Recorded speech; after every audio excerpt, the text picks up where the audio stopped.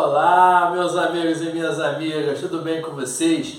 Eu sou Gustavo Eugênio do CGE Consultoria e Estudos Jurídicos e hoje, pessoal, eu estou aqui de volta para dar continuidade a essa série de vídeos de normas regulamentares. Nós vamos continuar aqui estudando e conversando sobre normas regulamentares. Mas antes de mais nada, pessoal, eu peço para que vocês acionem o sino de notificações.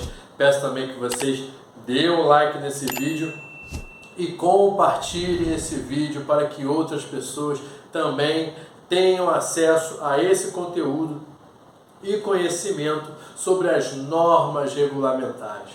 Pois é, pessoal, por que nós estamos aqui debatendo e conversando sobre as normas regulamentares? Porque talvez sem elas não teríamos a força de aplicabilidade, seja da norma jurídica, seja das súmulas do TST. É graças a essa participação do Ministério do Trabalho e do Emprego que, ao editar essas normas regulamentares, dão a sustentação necessária para que tudo isso seja muito bem feito e muito bem realizado. Eu quero conversar aqui hoje sobre a NR6, pessoal. A NR6 fala de EPI, Equipamento de Proteção Individual. Se você prestar atenção nesses últimos vídeos, inclusive desses vídeos das NRs, das normas regulamentadoras, está muito voltado, na realidade, o objetivo das NRs tem como base essa proteção e a segurança e medicina do trabalho. E você olha, se você notar, parece que a gente está até seguindo um raciocínio lógico. Nós falamos do SESMIT, nós falamos da CIPA, eu já tinha comentado por alto sobre EPI e hoje eu vou conversar com vocês sobre equipamento de proteção individual. Porque perceba que dependendo do ambiente, do local de trabalho, o empregado ele precisa se utilizar desses EPIs para se proteger, seja para se proteger do risco, do agente nocivo de insalubridade ou agente nocivo de periculosidade. Porque, olha só, você vai visualizar, como eu já falei para vocês no vídeo passado, quando eu falei da CIPA, eu comentei com vocês que aqueles empregados que trabalham atualmente em centros de distribuição, aqueles funcionários que trabalham em depósito de hipermercado, em depósito de empresa, aquele empregado também que trabalha em posto de gasolina, trabalhando com bomba, ou então aquele que trabalha lá no aeroporto, naquela parte que tem barulho, que tem decibéis elevados, que prejudicam a saúde auditiva do trabalhador, ou aqueles que estão expostos a explosivos, dentre outros agentes nocivos, eles precisam receber da empresa o EPI, o Equipamento de Proteção Individual. Mas será que o recebimento do EPI, o uso do EPI é suficiente? Geralmente, pessoal, não vai ser suficiente.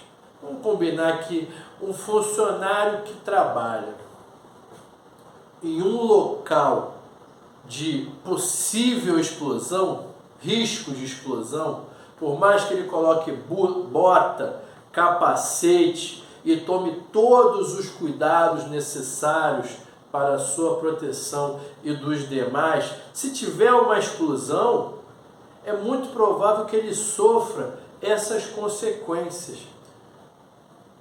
O engenheiro que está ali, o engenheiro de transporte ou mecânico ali que está ali no aeroporto, ali até coloca um protetor auricular, até uma proteção auricular ali, mas ele está todos os dias de segunda a sexta, de segunda a sábado, entre 8 ou 9 horas por dia, sujeita aquele risco,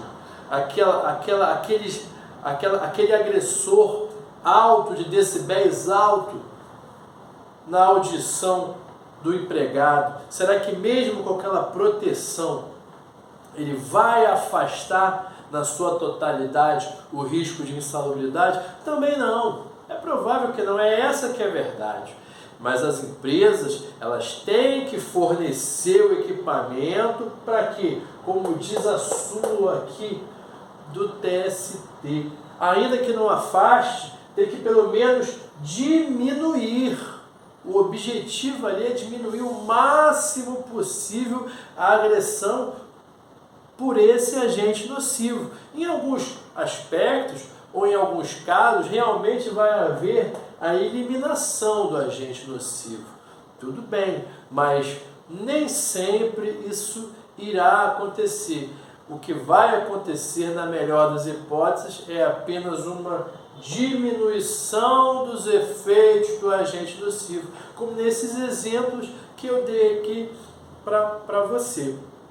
E a NR5, ela estabelece alguns critérios tanto de fornecimento pela empresa, como pela compra desse material pelas empresas.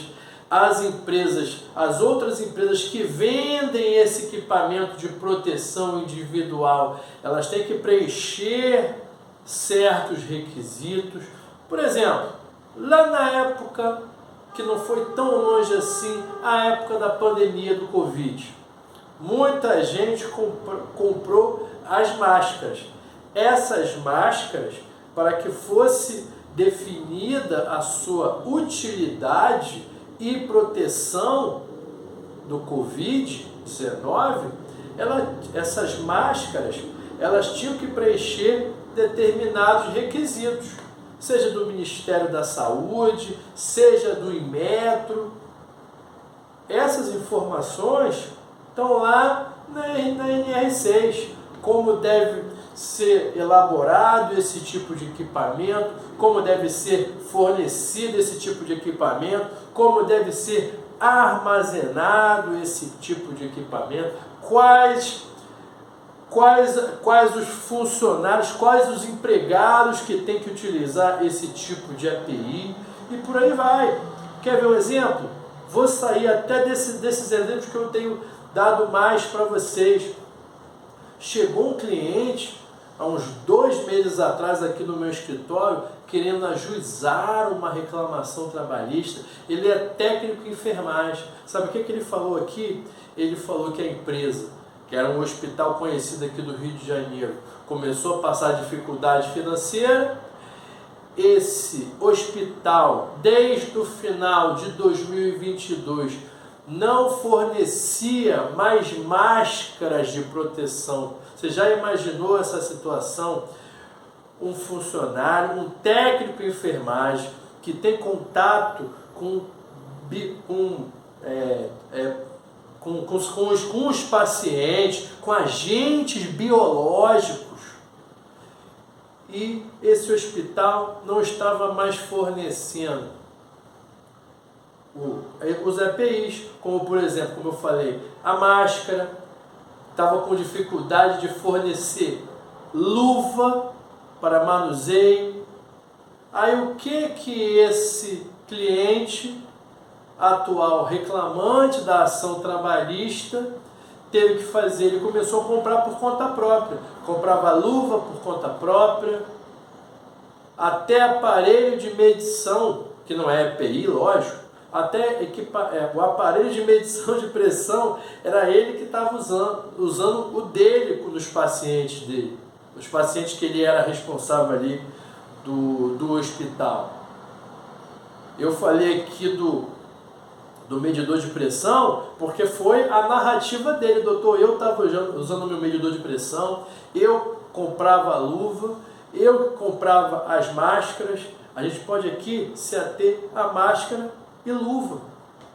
o hospital não estava fornecendo equipamento de proteção individual. Estava irregular. E o que acontece? Olha só aqui, você advogado, o que você vai falar? Você vai dizer na sua reclamação trabalhista que essa empresa deixou de fornecer o EPI com base. Aí você vai colocar, seja na periculosidade ou na insalubridade, você vai colocar lá o artigo 189 da CLT, 193 da CLT, vai falar qual o agente nocivo que a reclamante ou que o reclamante estava exposto. E vai se valer aqui, ó, da súmula 289 e, por que não, da NR6, quando estivermos falando aqui de EPI. Vou falar isso também quando formos falar dos próximos vídeos que falarei de norma regulamentadora ligada à insalubridade, ligada à periculosidade. Mas veja bem essa possibilidade. Então, olha como você pode fazer uma reclamação trabalhista toda amarradinha. Até como tese de defesa, se você tiver prova da documentação, através de documento, você pode demonstrar que era fornecido pela empresa, sim. Além de fornecido, tem que ficar muito claro isso. Não adianta só fornecer o EPI. A empresa tem obrigação de fiscalizar o uso do EPI. Primeiro porque é obrigação dela, ela que tem a força para isso. E quem que pode ajudar ela? Vamos lá, ó, nos vídeos passados. A CIPA. A CIPA está aí para isso. Veja bem, e além disso, se isso não for suficiente para o dono de empresa entender, para o gerente, para o diretor entender, para o coordenador entender que a empresa é obrigada a fiscalizar, quando ela for condenada na Justiça do Trabalho, a juíza ou o juiz do trabalho vai falar isso. Olha só, o funcionário ele tem que usar, mas você é responsável por essa fiscalização. Isso não quer dizer que o funcionário não tenha o dever de responsabilização, mas aí cada um vai ser responsabilizado na sua medida e cada advogado fará o seu pedido processualmente falando, pessoal. São as regras do jogo, a regra do jogo é essa. Não chore e não reclame, aprenda a jogar o jogo, é assim que funciona.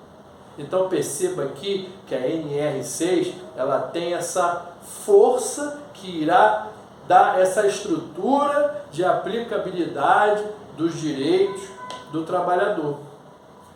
Tudo bem, pessoal? Eu espero que vocês tenham gostado desse tema, gostado desse vídeo. Peço que vocês dêem o like desse vídeo, compartilhem esse vídeo e eu desejo a vocês um grande abraço e até a próxima.